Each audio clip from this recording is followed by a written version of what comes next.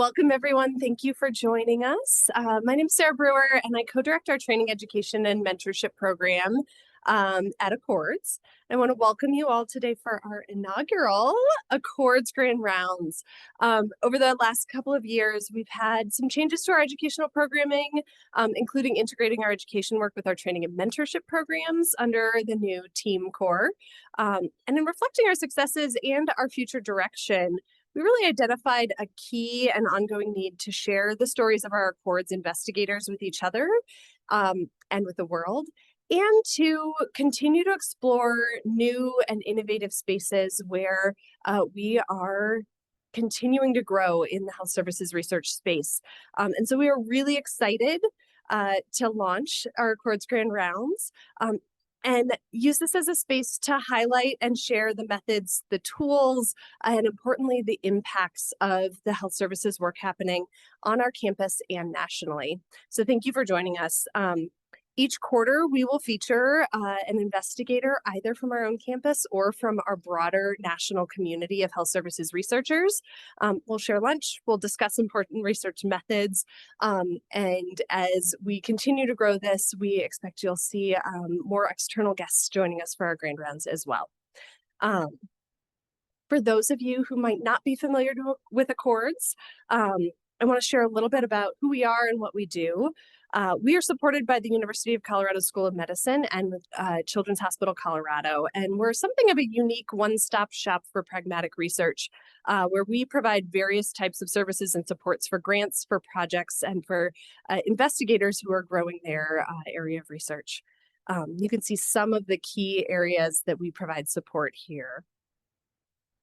All right, a couple of things I want to share. We have numerous events coming up provided by our team core. So next, in 2 days, we have our Accords and CCTSI partnered community engagement forum. In November, you will see we have the Introduction to Qualitative Research workshop. In December, you'll see our second Accords highlights. And then in January, you'll see we have a busy lineup. Our next Grand Rounds, we have Bethany Rose Dobman from Harvard. We have our D&I Science Graduate Certificate application launch for the year, and our next Community Engagement Forum. And then I'd like everybody to look at and mark your calendars for May 20th and 21st. Will be CopperCon, our Colorado Pragmatic Research and Health Conference 2026. And we are really excited to launch some pre-conference workshop as part of this year's offerings. All right, before I introduce our speaker and hand over the mic for the rest of our time together, just a couple of housekeeping items. First, if you are on Zoom, please go ahead and use the chat. We welcome your comments and questions throughout the hour. We will have time for question and answer at the end of the hour, but keep those coming throughout. We love to hear what you're thinking. And then second, if you're here in the room, there are evaluations in the back, and we really take your feedback seriously. So take a couple of minutes to fill that out on your way out today. If you are on Zoom, we'll put that link in the chat as we get close to the end of the hour. And again, we really appreciate your feedback. All right. Today, I am really honored to welcome Dr. Laura Scherer. Dr. Scherer has spent over a decade applying her background in social and decision-making psychology to medical decision-making research. The passion that connects all of her work is discovering methods for communication and evidence translation that help patients to understand and act on the best possible evidence and avoid the influence of health misinformation and junk science. Please join me in welcoming Dr. Scherer today as she presents Open Science and Data Sharing, Why and How. Welcome. Thank you. All right, I'm really honored to be the first presenter at the Accords Grand Rounds. I'm sure that this is going to be the first of many successful presentations. And let me just adjust this mic a little bit because it's very hot. So this is not going to be about my own research. This is going to be a talk about research, and it's going to be a talk about some research learnings that I have had throughout my career, some of which came from a point of real turbulence and almost dare I say the word trauma in some events that happened in psychology. And so I really want to tell you this story. It's a story that I can never stop telling. If you ever ask me, hey, what was your experience with the open science movement in psychology? I will talk for hours. I had to do a lot of work to figure out which rabbit holes I wanted to go down and which ones I would gloss over. So welcome your questions at the end. If you're wondering about various rabbit holes, I gloss over. Yeah, so open science and data sharing, why and how? Hold on, let me adjust this because there is a glare. And before I even get started, I want you all to mark your calendars because we have a very special guest coming to campus as a part of the CU School of Medicine's Dean's Distinguished Lecture Series. On January 13th, that's a Tuesday, we're going to have Brian Nozick, who's the co-founder and executive director of the Center for Open Science. He's a really brilliant speaker. He's been on almost every science podcast that there is in the United States. And he has been an incredible force in spreading open science practices and creating infrastructure that I now use every day in my research and that I'll probably be putting a few plugs in for as well. So here's a talk roadmap. The first thing that I'm going to do is address Trump's executive order on gold standard science because it does touch on a lot of open science concepts and issues. Next, I'm going to get into the why of open science, and the reason why, or the way in which I'm going to do that is I'm going to give you my personal perspective and experience on the replication crisis in psychology. This is what I know the best. I was there when it all happened, and so I want to share with you what that was like. Then I'm going to go into the how, proposed remedies that psychologists came up with when they realized there was a problem with their science and that have spread to other fields of science, including medical science. Then I'm going to have some brief closing remarks and I'll take some time for questions. Hopefully I just have about 45 minutes worth of things to tell you today. So to get started, on May 23rd of this year, Trump issued this president's executive order called Restoring Gold Standard Science. In this executive order, there were a lot of things that touched on the themes of open science, the sorts of things that open science proponents have tried to promote, and things that I think everyone here in this room and everyone listening online would recognize as being good features of science. It said, for the purposes of this order, gold standard science means that science is conducted in a manner that is reproducible, transparent, communicative of error and uncertainty, collaborative, interdisciplinary, skeptical of its findings, structured for falsifiability, subject to unbiased peer review, accepting of negative results, and without conflicts of interest. All of those things are really good. I don't think actually there's anything bad on this list. As much as, Trump can be a very polarizing figure, I do think that this is a great list of things that we should always be striving for in science. However, there are a few concerns here that I think are worth noting, and they're in the executive order itself. And I'm not the first person to point out these concerns. Concern number one is that the order explicitly empowers political appointees to evaluate the quality of research, whether or not it has met that gold standard. So that's concern number one. Concern number two is that science is always uncertain. And if meeting this quote unquote gold standard means demanding perfection from research results, then that sets a stage for undermining results that are politically inconvenient. And we've seen that kind of work done before, particularly in tobacco science. For decades, the tobacco industry tried to undermine the validity of scientific inferences by pointing towards uncertainty in the scientific results showing that tobacco caused cancer and heart disease.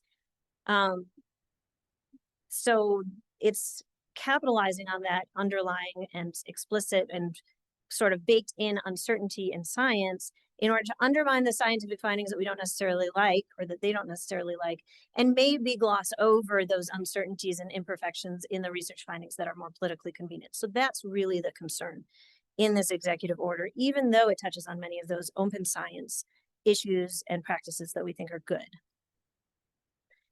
And altogether, this points towards sort of a everlasting critical tension whenever we talk about open science. This has been going on ever since open science became a term, or replication and transparency concerns became really at the forefront of science. And that is that there's this critical tension between scientists and politicians in industry. And by the way, this is what ChatGPT thinks a scientist and a politician look like. I asked it for a less stereotypical version, and all it did was make the scientist younger. Still had glasses, still had a mustache. Politician looked the same. In any case, so this critical tension is on one side, we have proponents of open science who work within science, who are trying to make our inferences more reliable, more reproducible, more robust, and more self-correcting. On the other hand, you have politicians in industry who may use open science ideals as this sort of impossible gold standard and use it to undermine scientific discoveries that might threaten their self-interest. So this is the push and the pull between political and industry interests and the open science conversations that I'm really trying to have with people and that open science proponents are trying to have. Okay, so that's setting the stage for this conversation. I want to go back in time a little bit to the start of the open science movement. The roots of the open science movement really can be directly traced back to some very seismic, cataclysmic even events that happened in the field of psychology and in the field of social psychology, which is where I was working in the year 2011. Now, while it's definitely true that other fields have had turbulence with things like high-profile retractions and high-profile fraud, to my knowledge, there was nothing really quite like what happened to psychology in 2011. And so that's a story that I want to tell you now. This is PowerPoint taking you back in time. It was the year 2011, and just to set the stage, because this was quite a long time ago. This is before my son Oscar, who's sitting in the audience, was even born. And yet it feels like a blip to some of us. There was a tsunami and the Fukushima nuclear disaster that year. That was the year the US killed Osama bin Laden. Barack Obama was president. Instagram and iPads were only 1 year old. They had just been invented. Okay, so it was pretty long time ago. And something else was that I was a newly minted PhD earner, I guess for lack of a better word. I just got my PhD, and I had decided to go to the University of Michigan to do a postdoctoral fellowship at the Center for Bioethics and Social Sciences Medicine, because I wanted to take my sort of basic psychology background and apply it to more medical decision-making space. So all of that was happening in the year 2011, when there were these three seismic events in psychological science. The first event was this massive exposure of fraud, not just at Dutch universities. This headline from Nature is a little bit misleading. It was really all centered around that one guy who's pictured there. His name was Dietrich Stoppel, and he was a giant in the field of social psychology. At the pinnacle of his career, he was this guy who was always publishing these really snappy, interesting results in the proceedings of the National Academy of Sciences, in Science, in really high-profile journals, and getting a ton of attention. It turned out that he had completely fabricated many of the data sets that he published in those journals.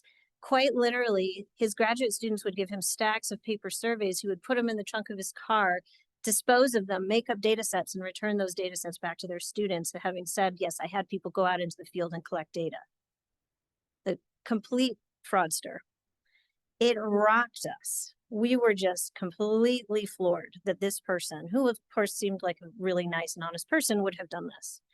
He wrote an autobiography just a few years later, like very soon after he was exposed. And he explained why it was that he committed such widespread fraud across so many studies. And he said, essentially, he had a lifelong obsession with elegance and order. And this is from the New York Times Magazine, a really interesting article. And this obsession led him to concoct these sexy results that journals found attractive. And he's quoted here as saying it was a quest for aesthetics, for beauty instead of truth. And he also says a little bit later, it was like a junkie seeking a better and better high. He became addicted to the sorts of results that he could concoct. Oh, and I forgot to say, one of the things that this immediately made people like me think was how was he able to go so long completely making up results? One of the reasons is a knock against psychology, which is that he wasn't coming up with results that were life and death. So it's not like he was claiming to save lives, or he wasn't killing people, right? So he wasn't creating new drugs that then people go out and take, and it turned out they died instead of lived. That certainly wasn't happening, and that was social psychology. But at the same time, another reason I think was even more of a knock on the field altogether, which is that there was no replication of his work. People never replicated other people's work, because if you replicated and got the same effect, well, of course you did. We've already established in the literature, not interesting. If you replicated the study and you didn't get the effect, then it was something wrong with you. You were incompetent. You didn't do a good job. So there's no reason to chase replication and nowhere to publish it. Meanwhile, another event happened. This is a picture of Daryl Bem being interviewed on the Colbert Report back in 2011. And he had published this paper in 2011 called Feeling the Future, Experimental Evidence for Anomalous Retroactive Influences on Cognition and Affect. A big mouthful, but basically what he's saying is that he had found evidence for ESP. So extrasensory perception, feeling the future. And he got a lot of attention for this. He was obviously on talk shows telling people he had found this amazing evidence for ESP. No psychologist that I know believed that he had found evidence for ESP. We all thought there was something very, very wrong that underlied this effect. And he didn't just find a little bit of evidence for ESP. Reported in his paper were 9 separate studies, all consisting of at least 100 participants, that all showed evidence for this phenomenon of ESP. So what happened? Well, we learned later when he was interviewed for Slate magazine. He said, well, I would start one experiment, and if it wasn't going anywhere, I would abandon it and restart it with changes. I didn't keep very close track of the ones that I had discarded and the ones that I hadn't. So in fact, what had happened is over the course of about a decade, he had done dozens and dozens and dozens of experiments. When they didn't work, he said, I guess I did something wrong. When they did work, he went, aha, here's one for the paper. And then he collected all the ones that worked and he published those. So in fact, his paper was an amazing demonstration of both selective reporting and self-deception. And here's just an example of somebody in social psychology who is maybe a little bit older than me, a little bit more advanced in his career, E.J. Wagenmakers. And he said, I was shocked. The paper made it clear that just by doing things the regular way, you could find just about anything. That's how it felt. It was just, I can't even tell you what it was like to be a postdoctoral fellow and then a junior faculty member when these things were happening. And also, Daryl Bem, the guy who published the article, was a giant in the field. I forgot to mention that part. I continue to believe and assert he never would have gotten ESP results published in the top journal in this field if he didn't have such an established record. A junior person never would have been able to sell those results. Okay, adding fuel to this fire. A bunch of people immediately tried to replicate the ESP results. They didn't find anything. They submitted it to the same journal, and the journal editor said, we don't publish replication studies, whether successful or unsuccessful. So you can't even get it published if you have results that conflict with what was published before. Now, you might think that this was the misjudgment made by a particular editor in a particular field of science at a particular moment in history. But just 2 years ago, the Journal of Health Affairs did essentially the exact same thing. There was an article published. Immediately, people pointed out a bunch of very apparent problems with the article. Somebody went ahead and they tried to replicate it. They didn't find the effect. And the Journal of Health Affairs said, nope, we're not going to publish it. So that attitude persists. And I hate to call out individual people, but for to truly understand that these phenomena persist, it is sometimes necessary. For some people, not for me, but for some people, the straw that broke the camel's back was this paper, False Positive Psychology, Undisclosed Flexibility in Data Collection Analysis Allows Presenting Anything as Significant. By the time this paper came out, I was like, yeah, we have major problems. And this paper is like very rudimentary way of showing that. But for many people that I know, particularly graduate students at the time, they were like, oh my God, this is devastating. So let me show you why it was devastating. So what the paper did is it had 2 studies. Study 1 showed that listening to a children's tune can make people feel subjectively younger, P is 0.03. Study 2 was that listening to a tune about older age, When I'm 64 by the Beatles, can make people actually older in age, P is 0.04. Now, of course, the point of this article was not to show that listening to music changes people's actual or subjective age. The point of the paper was to demonstrate the effect of something that the authors coined as researcher degrees of freedom. And their idea was that we can fool ourselves into thinking that we found a notable effect at p is less than 0.05 by making a bunch of different kinds of post hoc analytic decisions. Like, and this is just a list of examples, choosing among related outcome measures, adding covariates to an analysis, exploring interaction effects, reporting a subset of experimental conditions, removing outliers, recoding variables, and all this other stuff that you can kind of decide to do as a part of your analyses post hoc. And then, when you've done all that, doing something called harking. I want you guys to remember this term. Hypothesizing after the results are known. This was coined in 1998 by a guy named Scherer. Harking is when you do a bunch of analyses, maybe you come up with something a little bit different from what you originally expected, but then it seems so plausible, so you're like, well, of course I kind of expected that in advance. In fact, maybe I don't even remember what I expected in advance because I've confused myself so thoroughly, so I'm going to report this as if I expected it all along. Now, I want to pause here and say that harking is not an absolute evil. It is, and neither is data exploration. We always want to try to get as much out of our data as we can. And sometimes you do learn things from your data that you didn't know before that make a lot of sense. The problem is that once you've done that with an exploratory set of analyses, and then you've hypothesized after the results are known, you have to then go to a new data set and confirm that with a new data set. And sometimes that's really expensive and really burdensome.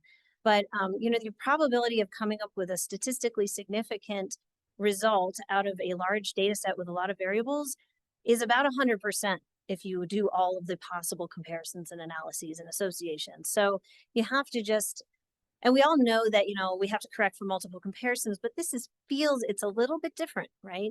Because we start doing these analyses and it starts making so much sense. And we're like, no, we should be really looking at it in a different way. And it's a slippery slope. And sometimes you just don't know how far down that slope you have gone. The authors of this false positive psychology paper did a really nice job of modeling what the false positive error rate would look like with different analytic choices. And these are just some of the ones that they looked at. Two dependent variables, choosing among them, the addition of more data after analyzing it and finding lack of significance, controlling for gender, interactions with gender, and dropping or not dropping one of three conditions. Now, the reason why I found this paper not very interesting at first blush was that when I saw it, I was like, well, everybody knows that this is the wrong way to treat data. But apparently a lot of people thought that was pretty interesting. And these are only, very severe researcher degrees of freedom that a person might employ, or p-hacking. But the point that people thought was really interesting was how much this inflated your false positive error rate, from doing one of these from 7 to 11%, all the way up to, if you're combining different researcher degrees of freedom, you might increase your false positive error rate to up to 60%. I think that was sort of the eye-popping realization that a lot of people have from this paper. And the danger here is just how reasonable some of these decisions can seem. These decisions, not reasonable, but some of the ones that we do make post hoc can feel really reasonable, really justifiable. And so it's unclear where in this range of values our own work might lie. Okay, moving on to the aftermath. Things didn't stop there. This 2011 year was just absolutely brutal, and things just snowballed. So people started doing a bunch of replications. A lot of those replications failed. This created a lot of controversy and a lot of navel gazing, with people trying to figure out what is wrong with us, what is wrong with our science, what are the findings that we can still rely on. One of the more famous of the replication efforts was one that was led by Brian Nozick, who will be coming here to speak, and it was called the Reproducibility Project Psychology. It was headlined in the New York Times, and they reproduced 100 psychology effects. They were only able to successfully reproduce 50% of them. This followed with a whole bunch of many labs, international projects to replicate different psychological effects. Some of these tanked literatures, like the ego depletion literature, the terror management theory literature got a hit on one of these as well. And these many lab projects were trying to test hypotheses about why replications might fail. Like, for example, they might fail because you don't have expertise. If a graduate student is doing the replication versus an experienced psychologist, maybe that makes a difference. Turns out it doesn't. If you have input from the original authors versus not, maybe that has an effect. Turns out it doesn't. So, I mean, it just kind of went on and on and on. You can imagine the responses from the researchers whose work was being replicated. They pushed back. They did not accept the results. They didn't accept that they had maybe that their really seminal works were false positive results. Perhaps they weren't. Perhaps there were very sticky problems with the replications. Things started to get really ugly. There was also a really interesting generational divide, of which I was a part because I was quite junior. So people about my level, junior professor, postdocs, and younger, reacted quite differently. We were kind of gung ho, let's improve our science. Clearly, there's something wrong. Whereas the older generation really oftentimes tried to argue that there was nothing wrong with the way that things had been done in the past. And that we were trying to just tear down the science because of some kind of jealousy.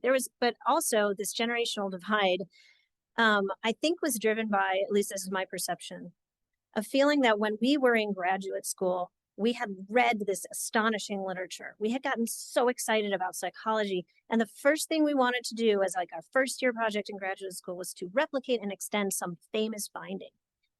And many of us, I saw this happen to so many of my peers, could not replicate that famous finding. But it wasn't chalked up to the finding was a false positive. It was chalked up to the poor graduate student is not a competent researcher. I saw people's careers get tanked, no publications, chasing after false leads for all of 6 years of graduate school, having very few publications and then leaving psychology, not having an academic career. So I think there was some saltiness. And the final thing that I'll say about this aspect of the aftermath is the field of meta-science was born out of this. Meta-science is the study of scientists and the process of science. And I want to give you an example of one really interesting idea that came out of the early meta-science movement in psychology. And this was also Simonson, Nelson, and Simmons who came up with this idea, who they were the false positive psychology guys. They had an interesting insight. They said, what if you look at all the p-values for all the critical tests across a whole literature in science? If there's a null effect, you should see an even distribution. Do you see that line right here? So under conditions of a null effect, that might blow some people's minds. I know it did when I first learned it. Under the null effect, the distribution of p-values is actually flat. So you're just as likely to get a p-value of 0.09 as 0.9, as 0.01, as 0.001. Those p-values are all statistically equally likely to occur. However, if you have a significant, or if you have a real effect size that you're detecting, and you're substantially powered to detect it, then you get this really nicely in blue right skewed distribution of p-values, where you get a lot of values that are very, very low, close to 0, and you get very few that are above 0.05 and close to 1. So this is the blue distribution, is the distribution of p-values you should see in a robust literature that's detecting a real effect. The flat is what you would expect if you have a literature that's detecting a null effect. Okay, now here is the insight that Simonson, Nelson, and Simmons had. They said, okay, well, let's just look at the p-values between 0.05 and 0.01, just as a little snapshot of that bigger graph that I just showed you. You should, if under conditions of the null hypothesis, you have an equal likelihood of getting all of those p-values. If you have a significant effect, a Cohen's d of, or if you have a substantial effect size, a Cohen's d of 0.9, and you have good power, you should get that nicely right skewed distribution. So many more 0.01s than 0.05s. But Simonson, Nelson, and Simmons said, what if there's p-hacking? And you're just trying to, and there's no actual effect, but people are manipulating the data to try to just get a significant effect. Well, they're not going to p-hack to 0.0001. They're going to p-hack to 0.049, just so they can claim statistical significance. And so under those conditions, we should probably expect a p-curve that is more looking like that, where you get a lot of 0.05, 0.04 values and many fewer that are in the lower value range. And so they looked at literatures in psychology, and they were able to find that some subliteratures looked a lot like this, but other literatures looked a lot like that. And they said, you know, these literatures with a p-value distribution that has a lot of values that are close up to 0.05 probably aren't very robust. So that's just one meta-science innovation. There are a lot. The p-curve has been criticized. I don't have time to get into that rabbit hole, but it was a really interesting idea that they came up with to detect p-hacking. So more aftermath. There are a number of solutions that were proposed. Open sharing of data, protocols, material, something called pre-registration that I'll tell you about in a minute. Another thing called registered reports. I'll also tell you about that in a minute. There was new infrastructure created to support all this data sharing and open science initiative. The open science framework created by Brian Nozick was one of the big players in this field. And then SIPS, the Society for the Improvement of Psychological Science, was born. I was there at the inaugural meeting when we named ourselves. And it really felt good to be part of a collective of scientists who acknowledge that we have some problems that we need to solve. Okay, now I want to get to some common reactions that people have at this point in my story. One reaction that I've heard quite frequently is, God, psychology is really messed up. I'm really glad that I work in a more robust science than that. And then the other response that I hear a lot is, oh my God, I'm guilty of this. Oh no. What does this mean? Am I a bad person? And I want to say a couple of things to both of those reactions. One is that, yeah, psychology was messed up, but it's not like we didn't know the rules. We knew that, you don't analyze your data before the data set is all in. We know that, optional stopping can inflate false positives. We knew the file drawer, of null results was a huge issue. We knew that, it wasn't okay to make all these post hoc analytic decisions, but when your head is in it and just trying to find something interesting in your data set, it's hard not to go down those pathways, right? And I think people did that much more than they justified it along the way. And I guess I can actually offer the same words of advice and solace for those of you who are saying, oh my God, I'm guilty of this. And that is that, it's important to emphasize just how easy it is to make these kinds of post hoc decisions. We want to make the most of our data set. We want to be good scientists, and we want to, have great careers. And it's hard to not go down that slippery slope. So to both of the people, I would say, wow, psychology is so messed up. I'd say maybe your science might be a little more messed up than you think. Maybe not. Is maybe you're all robust and you're fine, but it's worth at least examining whether or not there actually are problems. And the people who say, oh crap, I'm guilty of this, I say, don't worry, we have solutions for you. I want to give just a couple of examples of how easy it is to go down the slippery slope. So I have two examples. One of them is from a paper that was published in JAMA Internal Medicine that I pulled out with changing a few of the details so that the innocent could be protected. Because I do think that people who engage in these research practices are, innocent. We're not nefarious actors, right? So here's one example. John finds that the overall effectiveness of his intervention is trending towards significance. P is 0.07. We've all been there. So frustrating. So he looks at a whole bunch of subgroups and he finds that the intervention actually does have a significant effect, P is 0.04, among men, which in retrospect totally makes sense. Maybe there's even a plausible biological mechanism that he hypothesizes. So he writes an article writing about that overall p-value of 0.07 because he's not a fraud. He's going to report that, but he's selling the paper and really emphasizing that significant effect of the intervention among men. Now, the problem with this is the chance that that significant effect among men is really a robust, significant difference, given all of the data exploration that he did, is extremely small. And so probably what he needs to do is do the same study again with a more robust sample size, see if there's actually something there, or maybe with more reliable measures to increase his power. Okay, second example. Now I'm going to pick on my own name because I don't want to offend any Johns that are listening or in the room. Laura has a really expensive data set. She publishes the primary outcome, great, and then spends some time doing secondary analyses to make use of these really valuable data. By the way, I have actually done this. She sees a really interesting story emerging, so she writes it up.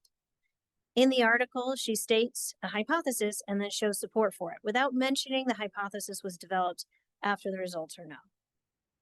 So now what's the problem? The problem with this, I won't ask you, I'll tell you.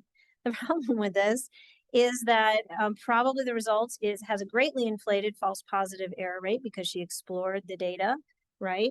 And then the second problem with this, though, and the more important problem, is not that she explored the data and found something interesting, but that she framed it as if she predicted it all along, which would suggest that the false positive error rate would naturally be much smaller if it was an a priori hypothesis that was being tested. If she had written it as, hey, I did a ton of exploration looked at all these things, and then I found this, and wouldn't it be interesting to confirm this in another research study? That would be far more acceptable. Okay. And this brings me to a quote that a lot of us in the open science movement like to use by Richard Feynman. The first principle is that you must not fool yourself, and you are the easiest person to fool. After you've not fooled yourself, it's easy to not fool other scientists. You just have to be honest in a conventional way after that. And I do believe that all of us are, not all of us, vast majority of us are honest in a conventional way. And so the place where we're being fooled is at the self level. I want to here give a shout out to biostatisticians, because in medical science, we have something that psychologists don't, which we have biostatisticians who try to save us from ourselves. So thank you to biostats. In psychology, people oftentimes do their own analyses, and so there's just not another person there to rein them in. But I also want to acknowledge that biostatisticians deal with a few issues. And one of them I'm going to call the, oh, wait, what about this analytic requests? Oh, wait, what about this? Oh, wait, how about if we look at it this way? Oh, but it looks like it's trending in this direction. So maybe if we split the outcome variable into binary instead of continuous, we'll actually see something. Oh, wait, what about this? What about that? We drive biostatisticians and analysts bananas. I've heard it firsthand from them. We drive them bananas with these requests because it puts a lot of work on their plate. And also it's inflating our false positive error rate when we do that. There's a solution to this problem, by the way. I'm going to tell you about it in a minute. It's called pre-registration. Also, I think that biostatisticians sometimes encounter a pressure to deliver publishable results for researchers. One of the first projects, big trials that I worked on with a biostatistician, it was a mostly null trial, and the biostatistician was a more senior person, and they said, I'm really sorry, there's not a lot here. And of course, having lived through the replication crisis, I said, no, don't apologize. This is good, null effects. We're going to publish these. It's going to be great. And null effects are good. But it did strike me that she felt the need to apologize for not having delivered, something that was significant and really great. So just want to call that out. So sometimes people say this is all just a problem for psychology. I don't have time in this talk to go into all the other places where the replication crisis has touched other areas of science. This is another rabbit hole I chose not to go down. We've had replication projects in cancer. I hope that Brian knows it. We'll talk about that when he comes. Economics experiments have failed to replicate when we have some questionable questions about whether or not biomedical research is in fact self-correcting. So there's like hints of this, but no other area of science is having quite a 2011 moment, right? That's really spurred in psychology a whole bunch of action. Okay. So I want to boil down what it looks like to be working within an at-risk science. Because there are a lot of different elements I've kind of covered, but this is what I think it looks like as simplified as I can possibly get it. One is if you have journal bias favoring statistically significant and hypothesis confirming studies, that creates the problem that hypothesis disconfirming data or non-significant results are hidden. Journals are getting better at this, by the way, I want to acknowledge. Just across the board, I've seen improvement in accepting null results. When you combine that, though, with a pressure to publish, what you get is an incentive to use those researcher degrees of freedom to find statistical significance, which is going to inflate your false positive error rate. And then the worst result is that sometimes people feel compelled to commit fraud to get those papers, to get that promotion, to, keep their job. And then when you have a situation in which direct replications are not normative or feasible, you get the effect that false positive results that do enter the literature rarely get a chance to be corrected. And that all happened in psychology, just in spades. These three things were our biggest problems.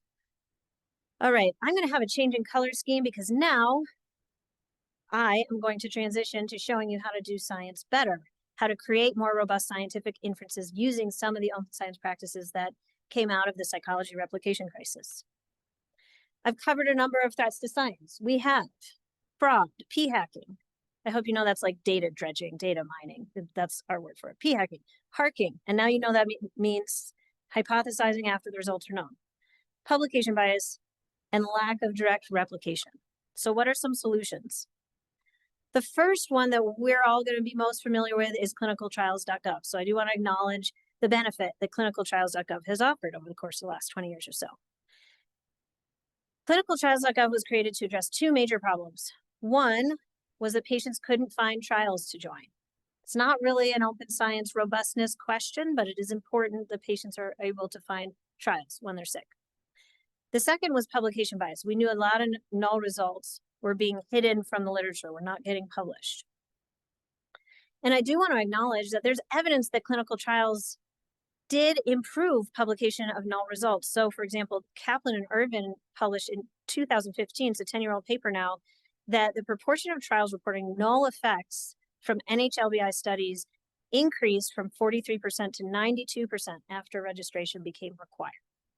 That's a great effect. But I also want to state some limitations of clinicaltrials.gov as I see them. CT.gov does not prevent trials from being post-registered or altered along the way, which is really problematic. It does not require researchers to pre-specify a complete analytic plan. The word complete is doing a lot of work in that sentence, and I'll tell you why in a minute. Oh, well, this next bullet point hints at it. It doesn't prevent some forms of p-hacking and data mining, which, by the way, are synonyms. There are a couple of other issues. One is that if you don't have an NIH-funded trial, you don't have to register on ct.gov, so you're not getting any kind of a benefit from doing that. And then my biggest issue with ct.gov is that the platform is built very explicitly for drug trials. I think they try to incorporate other kinds of research, but I find it extremely cumbersome and difficult to use for anything other than a clinical drug trial. Personally, I could go way deep into that rabbit hole, but I'm not going to spare you. Okay, so those are the benefits and the limitations of clinicaltrials.gov. What about some other solutions? We have sharing data. This has become the focus of a new NIH requirement for new grants coming in. You have to have a data sharing plan. The two key benefits, as I see them, for sharing data is that they allow us to identify analytic errors and the detection of some kind of fraud. I'm going to give you two quick examples of fraud. One is a couple of years ago, there were some data sleuths who started noticing some anomalies in images that were published along with Alzheimer's disease articles. But they couldn't necessarily say that there was fraud, and they weren't exactly sure where the problems were stemming from because the original images and the data associated with them were not published. So having open data in these cases would have been really helpful in order to sort of close the loop and figure out what had happened. The second example, embarrassingly, comes back to psychology. You guys might have read about this in the New Yorker. You might have listened to it on Freakonomics Radio. There were 2 podcast episodes in the last year devoted to this case of academic fraud. And it was from a paper that purported to test an intervention for reducing dishonesty. Oh, the irony. The authors had 3 studies in the paper. 2 of them had shared data associated with those studies. One of them, there were data anomalies that just couldn't be true. Like it just couldn't be real data. And they were never able to figure it out. The other data set, they were able to actually show that the values in the data set had changed to become more hypothesis confirming. So they were able to show that the data had been tampered with. And it was this team, these guys, same guys who published false positive psychology, who in their Data Colada blog exposed this case of fraud. They immediately got sued. It was by one of the authors of the paper. It was absolutely a horrible thing. There was a GoFundMe. They raised $250,000 for their defense lawyer fees. Ultimately, the case was tossed out, and they're going to use the money to do more data sleuthing. All right. So how to share your data. I have a QR code up here just in case anybody wants to link to the article that I have here. It's a PLOS One article that is just recommended data repositories. I like to use the Open Science Framework. It was created by a psychologist, originally for psychologists, but now has expanded quite a bit. Figshare, Harvard Dataverse, Dryad or Dryad Digital Repository. I don't use that one, but I've been told it's good. So those are just some ideas for the platforms you can use when you're creating that NIH data sharing plan. Okay, so that's sharing data. This third bullet point I think is really an important one, and that is specifying your analytic plan in advance using a pre-registration. A pre-registration is a public and time-stamped document that specifies in advance all of your hypotheses and your specific analytic plan, and the goal of this document is to prevent you from p-hacking. to prevent you from fooling yourself. It asks you to specify your planned sample size, all your study conditions, your primary and secondary dependent variables, just like clinicaltrials.gov does. But it also asks you to specify your data processing and cleaning procedures, like, are you going to remove outliers? If so, how? And then exactly what your hypotheses are and all of your planned analyses to test those hypotheses. Whereas clinicaltrials.gov will just say, what's your analysis plan? And you're like, I don't know, t-tests, chi-squared, regression. A pre-registration asks you, you have this hypothesis, how will you test it in the data? And that is a really important advance over what clinicaltrials.gov does. One of the things that I have found in doing this with a biostatistician is that it's a lot more work up front to create this analysis plan. But once I have it, if my biostatistician and analyst moved to another university, fell off the face of the planet, they disappeared into thin air, I could hand that analytic plan to somebody completely new once I have my data, and they could do the things that we had planned in advance. And when I start going down exploratory pathways, I see it. I can really clearly see, wow, this is exploratory. And when I write my papers, I recently submitted a paper for publication, and I had my pre-registered results, and then I had a whole section. We found something really unexpected. We needed to use the data to explore it, but here, this chunk of the results are all exploratory. So it really creates this very nice delineation.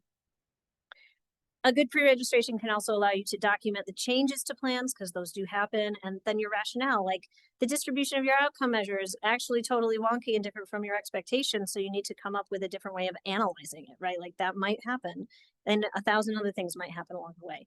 You can document those changes. I use aspredicted.org or the Open Science Framework to plug it yet again, in order to do pre-registrations. And again, they're time and date stamped shareable documents. So I can actually put the URL for my pre-registration in my papers that I write, which is cool. So that's pre-registration. I have time to tell you about just one more really cool thing that people in open science invented in order to prevent some of these scientific problems. And that is an innovation called registered reports. Registered reports, I think, are really cool. And at one point, I was a reviewer for a journal I was the registered reports reviewer for a journal that accepted this format of paper. So the traditional academic publishing model is something you're all familiar with. You develop an idea, then you design a study, then you collect and analyze the data, you write a report, you submit it for peer review. They tell you it's awful, reject, go to a different journal. Okay, now they're going to ask you to change it a little bit, and then you publish the report. That's traditional. A registered report is a little bit like what we experience when we write a grant, actually. Instead of getting evaluated after you've done everything, you develop the idea, you design the study, and then you submit it for stage 1 peer review. You're only being evaluated on the strength of your idea and the methods you're using to test it.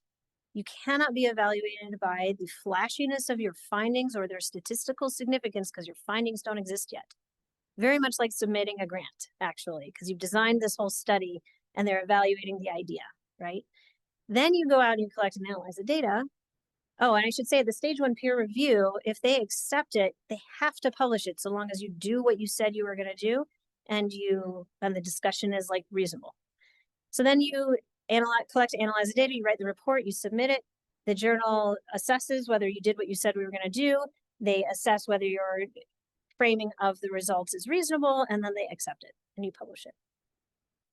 The beauty of a registered report is that it totally eliminates publication bias, because you can't evaluate the article based on the results. You can only evaluate it based on the strength of the idea and the methods. And in fact, there was a recent publication showing that if you took a random sample of psychology articles from a given set of years, 96% had positive findings, whereas only 44% of the 70 registered reports published in that same period had positive hypothesis confirming findings. So it really does a great job of eliminating that publication bias issue. I love that it focuses reviewer attention on the question that you have and the methods that you're using. And also I like that it avoids wasted effort, because then the reviewer feedback can actually make the idea and the way that you want to test it better, as opposed to just telling you, no, this really is crappy at the back end after you've done everything already. All right, just a few closing remarks. A couple of years ago, when the NIH announced this data management and sharing policy, the thing that I saw in a lot of my peers was, oh my God, not another NIH attachment to submit with my grant. This is just, what are they even doing? That was the predominant reaction that I saw. But whereas I looked up at this little bit of extra bureaucratic paperwork, and I was like, God, this is a great idea. And the difference between my perspective and the perspective of somebody going, ugh, is really this, that this is a model of culture change. And what I had seen was the bottom of this pyramid really should be recognize that you have a problem that needs to be fixed, and then create the culture change to fix it. So we recognize, in psychology, we recognized that there was a problem, then created infrastructure. We made it easier to do it. We made it more normative to do things like replication and pre-registrations and registered reports. We made it more rewarding with things like journal badges to say that you did all these great things for your research. And then finally, it was becoming required. And I think what a lot of people saw was just the top of that pyramid, that the NIH was making something required, and they didn't see everything that came before it in the more than decade prior. Whereas I had seen that whole decade's worth of work. And so it made just a lot of sense to me. So this is my last slide. I want to revert back to this push and pull between politicians and scientists, and who gets to own open science, who gets to own science reform. And I want to acknowledge that this talk touched on a lot of very sensitive things: fraud, questionable research practices, and problematic incentive structures within science that we are all still, subject to. And I know that some people do worry that if we talk about these problems, we make them really public, we're going to sow a lot of distrust. And that distrust is going to be used to undermine us. But I think the counterpoint to that is strong, which is that we need to actively confront problems that do exist in order to earn and to keep the public's trust. And the true tension that I see happening right now is that we don't have a 2011 moment to really kick us into gear and get us going on these open science and robust scientific practices and reforms. But if we don't continue to address the problems and incentive structures in science, then I think that we allow politicians to step in and start to control that narrative and to control the solutions that they think are best. But I continue to assert that we are the scientists. We can identify the problems better than anyone else. And let me tell you, the problems are not that we have not tested the link between autism and vaccines enough. That's not the problem. The problems are all of the things that I've talked about today. And we, I think, are best suited to be able to control and advise on the solutions. And that's my last slide. Thanks. All right, it does work. Excellent. Thank you so much, Laura. It was a very dense presentation. Lots of problems for us all to consider in our own work. I want to see if we have any comments or questions in the room. I'll come back to you, Monica. Thank you, Laura, for your talk. It's incredibly interesting and so needed now. One question is, if you can expand on the fact that papers have limited number of words, and another issue is that we can add details. And I think that hurts replicability because of how papers are designed, and they keep cutting the words, so they keep asking us to add things. If you can speak to that, that would be great. I think that is a very astute comment, because when we can't explain the processes that we went through, then it's not as open, it's not as reproducible. The things that I've seen happen in the last decade is just a much more robust use of supplemental data. So, and what I actually do with my papers, because there's often myself that I'm like, I said I was going to do this, it's in my pre-registration, but this is just too complicated, and I can see that there's a nice way of sort of making it less for the reader. So I'll put in the supplement what the exact pre-registration analysis, and then I'll say, and I'll refer to it in the paper.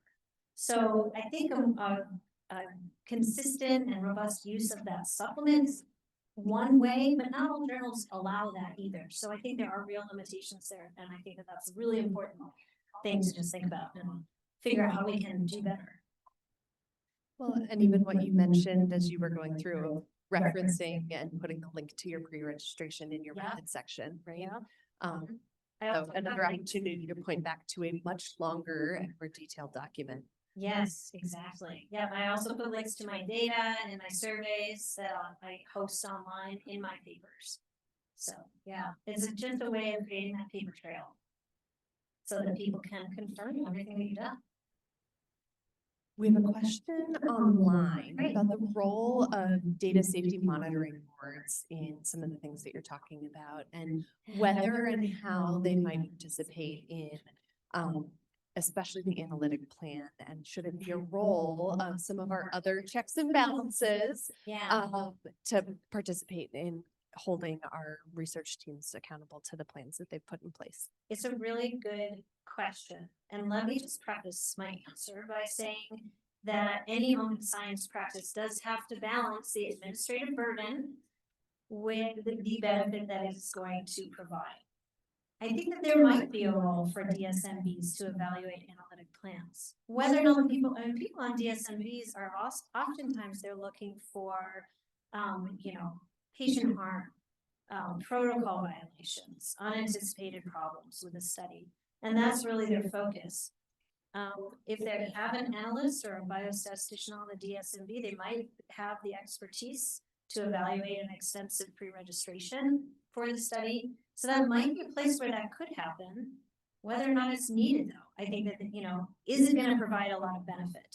Or would a pre-registration that doesn't have DSMB oversight create just the same amount of benefit? I think that that's an open question and worthy of more discussion. Any more in the room?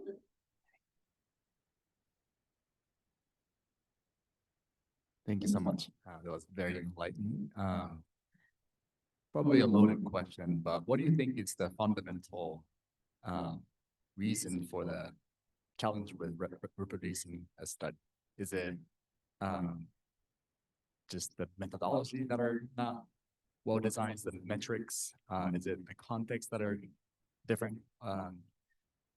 Do we need to have more better scientific strategy to really identify truth, or are we asking the right questions to discover the truth? I'm wondering, if you have thoughts about the fundamental reason behind these persistent issue of reproducing a study.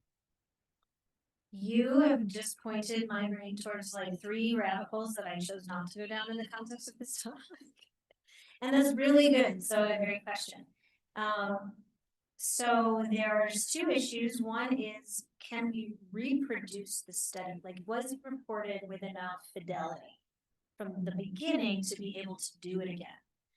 And that was actually one of the primary issues that was confronted in basic cancer biology replication projects. Because there wasn't enough information in the papers or even documented by the authors to be able to, reproduce the study that was done. So that's a huge problem right there. I don't even know what to do.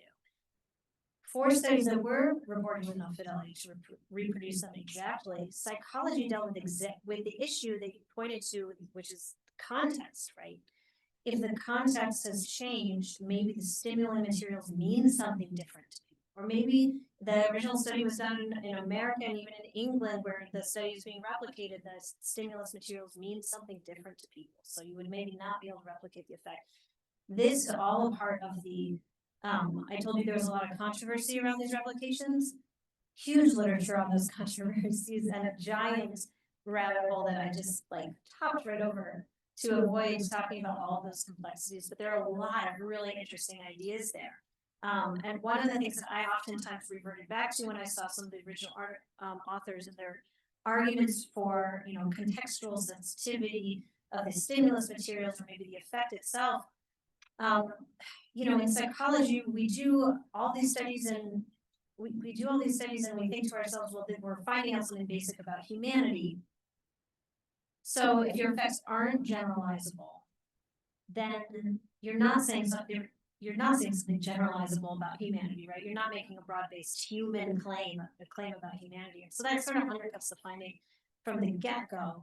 But also, if you have real generalizability concerns, then you should say them in your article. And that's actually something that psychologists have started to do. And I'm just blanking on what it's called. It has like a cute name, but you're supposed to put it in every discussion section. It's the limitations of on generalizability. And you'll see me do this in my articles too. Like I'll have a little, this may not generalize to a new time, place. Here are some limitations on the generalizability effect. And I'm just blanking on the cute little acronym that psychologists have for it. I'll get it for you though, because it's good. Anyways, that was a long answer to a really good question. We're right at 1 o'clock, but before we close out, what is the one thing you would recommend people who are here today could walk away to improve their open science practice? Got it for you. Okay. All right. Talk to your analyst and your biostatistician about pre-registering your analytic plan, and when you write your results, make a clear delineation between what is consistent with that pre-registered plan and what are your exploratory analytic results. And can I just add one more thing? When you review other people's articles and you see something that looks like this is not a primary use of the data set, tell them that. Say, hey, like it's cool, and I do this in my reviews. It's cool, it's fine, but this doesn't look like it was the primary use of these data. It looks like this was secondary data analysis. You just need to tell me and write about it honestly. I won't recommend reject because this was secondary data analysis, but you do need to be open. So if you could do that as a reviewer, in addition to applying that to your own work, I think that would be an amazing advance. Excellent. Thank you so much. Thank you for having me. And thank you for being our first Accords Grand Rounds. Yeah, I can't wait to see more.